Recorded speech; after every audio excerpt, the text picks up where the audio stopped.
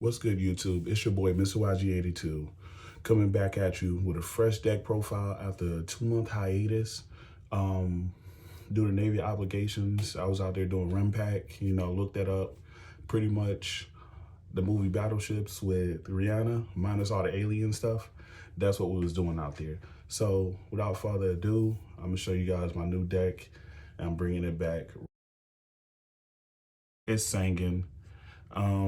There's not really much to say about him. Like, he just does everything I need him to do. One card starter. You pair him with Crusader Borea, which is an inherent summon to the Link Hero. So of course, I'm gonna play the Armorage, Sangin, go into Armorage, search the Crusadia. If I already drew the Crusadia, now I get to search any hand trap, or with some crazy plays that I've been doing, I just straight up normal summon it and link it with monsters I already have on board, because a lot of times I'll have monsters on board without normal summoning, and then I just summon Sangin and get free pluses. So Sangin is just amazing. One card starter.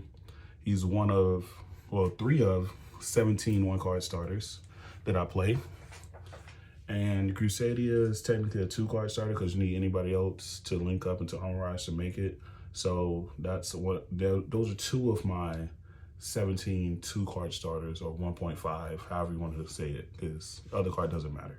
So more of my 1-card starters, the Plague Spreaders. I love these guys. So much synergy with the deck. I mean, it's a level 2, it's a tuner, it's a 1-card starter, or my bad, 1.5, 2-card starter, however you want to call it. You just need any other card to stack back to special it after you make the Armorage. So it's a starter for 2 different engines. You'll see the other engine later, but it's so amazing because you pair it with 1 card from the other engine and you're off to the races. I'm still playing the adventure package. I'm not even gonna lie. In this build, the adventure package has nothing to do with the combos. It's literally just to bait negates or bait interruptions, hand traps, whatever. If it doesn't bait those, I just get a free negate out there to protect my combo lines. So regardless if it goes through or not, it's just amazing. And then the Faithful Adventure on following turns just gives you this follow-up.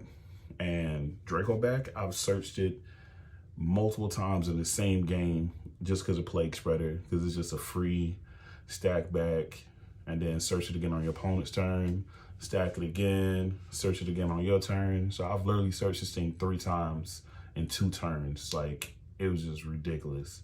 So this engine just has synergy. The Water Girl has synergy with the other one of my engines that I play as well. So it's just amazing.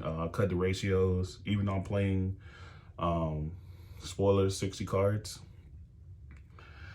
I still only play the minimal engine and not like 3 Faithful or 2 Faithful, because it's just not necessary. Like I said, it's just a bait and for consistency purposes. All right, so with this engine, I got the 3 E-Tellies.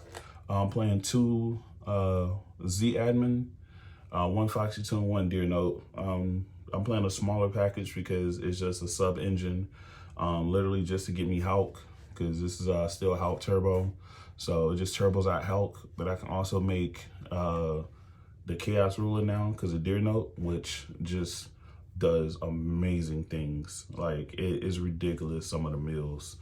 Half the time I don't even want to make it because I can literally just use Deer Note and Z-Admin to go into Hulk, and then go Hulk chaining 1, Deer Note chaining 2. So now when the chain resolves, I got Link 2 Hulk, Plague Spreader, and a Z-Admin. So I got 3 monsters on board, one of which is a Link 2. So I can do some crazy things going second with this.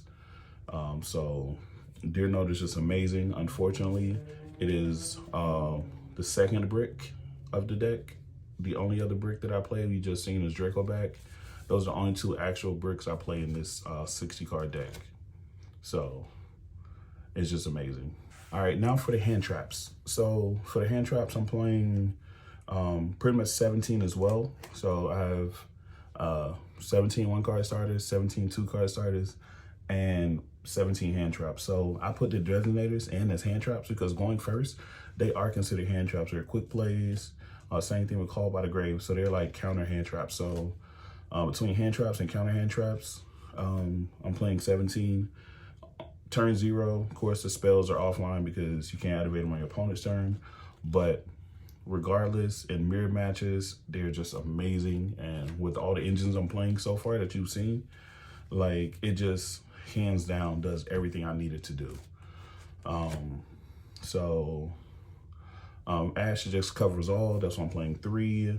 Bell, it hits tier a little bit. Ogre hits the adventure package as well as the other splight decks when they go gigantic, so you can just pop it or bait out their negate and then you just go from there. DD Crow for tier as well, also for Ronin Tonin, stuff like that. Impermanence, just catch all, hits a lot of stuff, every deck. The one Veiler. So I opted for the one Veiler for 2 reasons. 1, for a cross-out target, and 2, because I still can go into the Hulk Celine play and be able to go step into access code going second. So it has a double purpose. That's why I'm playing 1. I would love to play more than 1, but it's just not ideal, this format, with everybody playing on your turn. So I just play the 1. If it comes up, it comes up. If not, then I get the special from deck. So it definitely works out. And that's the hand traps. All right, not much needs to be said about these. Board breaker cards. They are, unfortunately, a necessary evil in this meta. So you know it's a toxic meta when you're main decking Dark Rule No More. But also, I get to use cross out Dark Rule No More if they don't send a spell.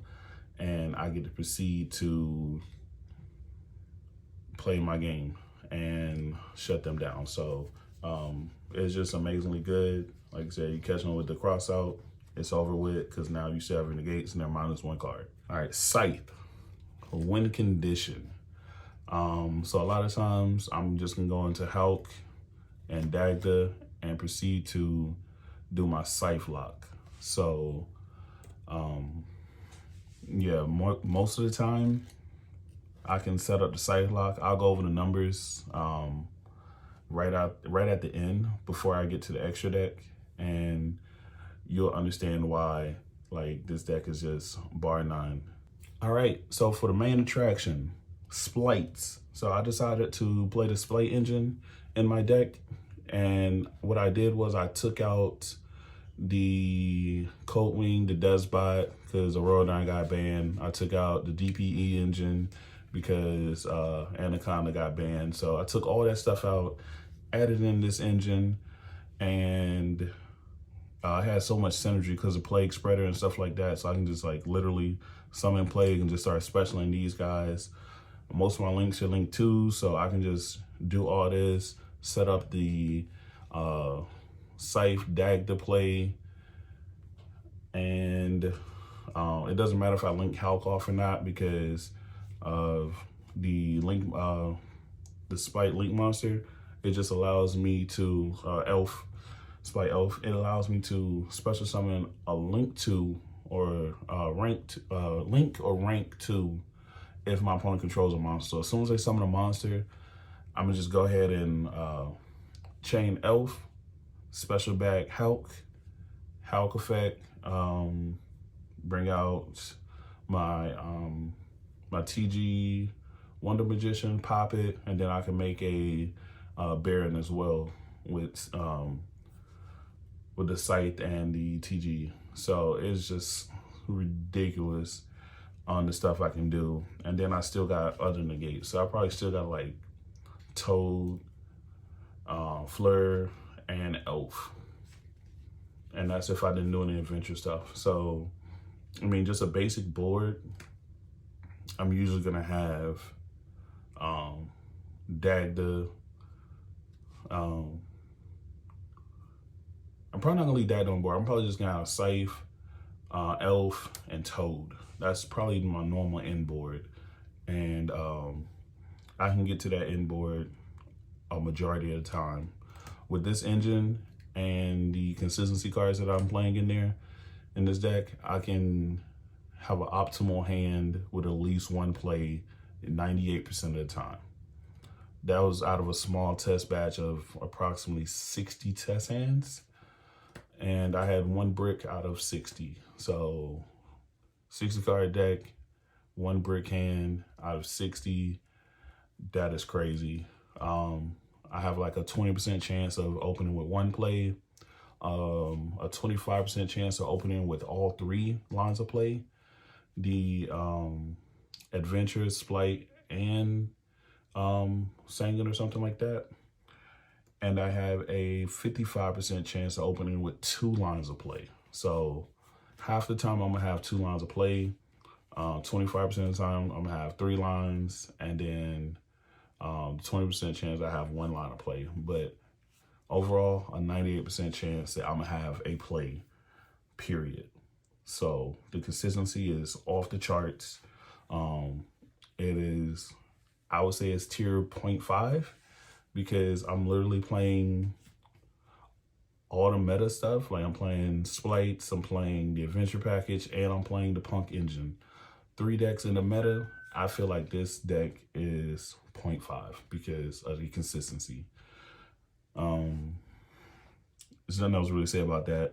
All right, so the last engine is the Frog engine. Unfortunately, I couldn't get the OTs because the guy that had the OTs, he sold them literally the week before I came back. So like a week ago, when I'm still out there in the water, he sold them. He couldn't hold them any longer. And I was like, that's fine, because he goes to my local, so I was just gonna pick him up in person. But yeah, I couldn't get the OTs. I couldn't even get Ultras. Oof, so bad. But the Swap Frog engine is just that sub engine that goes with the Splight engine. If I draw it, I draw it. If I don't, I don't. It doesn't matter. The swap does have synergy with the Blue Girl or the Water Enchantress of the Temple. So it does kind of have a little synergy with that, which is awesome. But you can't use the second normal summon effect if you're planning on doing the adventure stuff. So again, like I said, this deck is really, really consistent, and I'm gonna get to Hulk a majority of the time. Like, there's no reason I'm not getting Hulk, because Hulk was a link 2. So most of my extract is link 2s. I can get to any link 2 at any given time. All right, so for the extra deck, I'm playing 2 Armorage because just in case my first wave gets stopped, I at least have the second one for a second push. 2 Elves, it's just standard. I'm playing 2 Gigantics. I really never needed a second one, but it's just good to have. I might replace that with something like Underclock Taker or Gene Transverser. I believe that's the name of it. Generator Transverser. So I might replace it with one of those 2 options. I mean, that's more for a pure build, not even gonna lie, because in my build, I got big monsters. I can get over stuff. So that's that. Dagda, Hulk, there's not much really said about that. A lot of times I'm just gonna go Hulk and then overlay Hulk for a spite, and then proceed to do other lines of play depending on what I have in my hand, because I normally 1 card in the Hulk, which means I got 4 more cards in my hand. So, or if I did 1.5 cards, so I still got 3 cards left in my hand. And if I did E-Telly, I probably got Chaos Ruler out, and it gets wild. It really does. That was one of the plays I was talking about, the Chaos Ruler with the Deer Note. So now I have Chaos Ruler with the Z admin, and then like one time I milled the Sanguine, so I got Sanguine to hand, then normal summoned it, and just went ham. Like I searched the hand trap, I already had Ash, so I searched Ogre, and then I still ended on like the Scythe and everything. It was so bad. I could have made Baron too, because I still had Chaos Ruler and Plague Spreader and Grave. I could have made Baron. I chose not to, and because I was gonna make it on their turn after I did the whole Scythe lock. But it was just like I had so much, and it's ridiculous. And that was like game 3. They couldn't come back off that. And I was against a pure deck. Speaking of which, my first tournament back, Unfortunately, I finished 5th because of my tiebreakers. I could have been anywhere between 2nd and 5th because there were so many draws. And only reason why I drew is literally because 60 card deck, I'm still getting used to the combo lines, and it takes, you know, a good 10 plus seconds to search a lot of times, sometimes like 30 seconds, because there's so many cards to shuffle through. Even though I got big hands, it doesn't matter. Like round 1, I face off against Try Scareclaw. 2 of them. Round 2, played against Heroes. That's where I got my draw. And then round 3, I played against a Pierce Blight. I actually lost most of these dice rolls, by the way. And I opened Dark Rule against them, broke their board, built my own board with the Scythe Lock, and then proceeded to win that game. And then game 2, they won. Game 3, going first again, set up unbreakable board. They couldn't break it. Then round 4 was my loss, where I lost to Altergeist. Out of all decks, I lost to Altergeist. So if it wasn't for that, I just couldn't get to any back row removal. I signed in a lot of back row removal, 3 Evenleys, 3 Cyclones, and Feather Duster on top of my Draco back, and I just couldn't get to any of it. So they just got that one. Game 1 was pretty quick. Game 2, I won in ridiculously fast fashion. And then game 3, they got the time extension. Like, even though they're over here, like, game 2, they literally, they spear moded me, and they were reading their own spear mode, trying to figure out how to use spear mode and stuff like that. So it was wild. Like, so they're like eating up clock, not knowing how to use their own cards. I mean, I'm still learning my own. I know how to play against Altergeist. And then game 3, there was a little confusion about Hexia for negated activation and effect, which it does.